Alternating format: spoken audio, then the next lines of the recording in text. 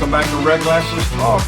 The title today is Priority Living. We're in a series on priority living, and we're talking now about 4 biggies. And if you go back last time, we said biggie number 1 are your objectives. In other words, what is it you want? What are you aiming at? What's your purpose in whatever you're doing each day? What's the goal?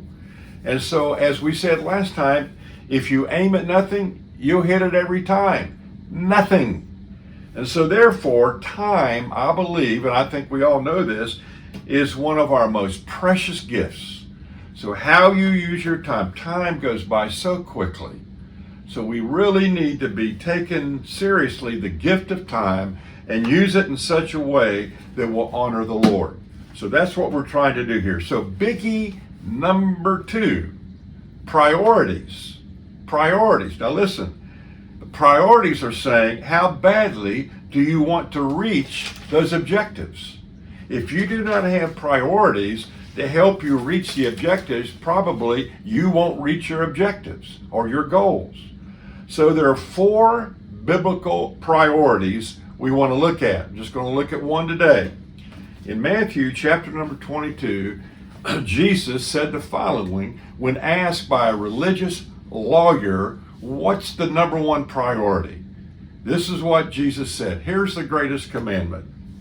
Love the Lord your God. Matthew 22, 37, 38, 39. Love the Lord your God with all your heart, with all your soul, with all your mind. This is the first and greatest commandment. And the second is like unto it, love your neighbor as you love yourself. And if you look right past those verses, Jesus, and I'm paraphrasing this, is saying, listen, if you get what I just said, Matthew 22, 37, 38, 39, you've got everything I've been trying to teach you. Get these 4 things down. Number one, love God. Number 1 priority, love God. What do you mean love God? It means, Jesus said in John 14, 15, if you love me, do what I tell you to do. So, love God, a personal, progressive, growing commitment to Jesus Christ. The whole Christian life is basically about one thing. It's focused on a relationship with Jesus, an intimate, ongoing relationship with Jesus Christ. So just 2 things I want to just mention to you need to work on and do your homework with. Number 1, the first thing is be sure you have a life-changing relationship with Jesus. Make sure you have a life-changing relationship with Jesus. And it begins when you see your need for Him and having a relationship with Him. The scripture tells us in John 1:12, to as many as received Him, to them He gave the right to become a son of God. And so therefore a Christian is a person that has Jesus inside them. Do you have Him inside you? You say, well, I don't know. Well, you can know. Simply say, Jesus, come into my life. And He promises to do that. You will say, I hope He's there. No, He wants you to know He's there. If you've asked Him in, He promises He will come into your life. The second thing is you want to make sure He's there. And then secondly, you want to maintain that relationship. It's just like any healthy relationship with a person, you know, your wife, your husband, etc. You got to maintain those relationships to make them healthy and to make them thrive. So what are some of the components and some of the things we need to do to make sure that relationship with Jesus is growing and it's becoming a more vibrant and healthy every day? Here are just a few things. First of all, you got to read and study your book. You got to read and study the Bible.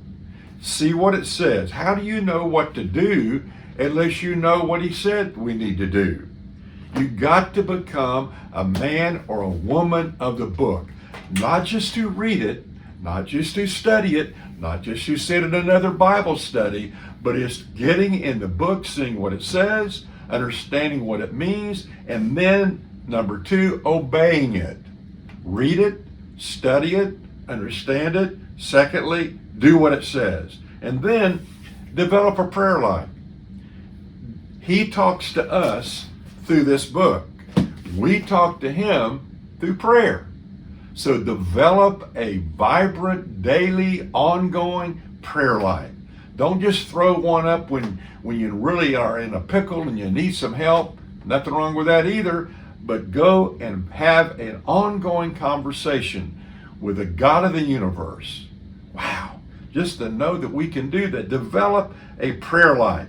And then be committed to being a part of a church that is a Bible-believing church, and it's a church that focuses on Jesus. So those are the things I think that are key.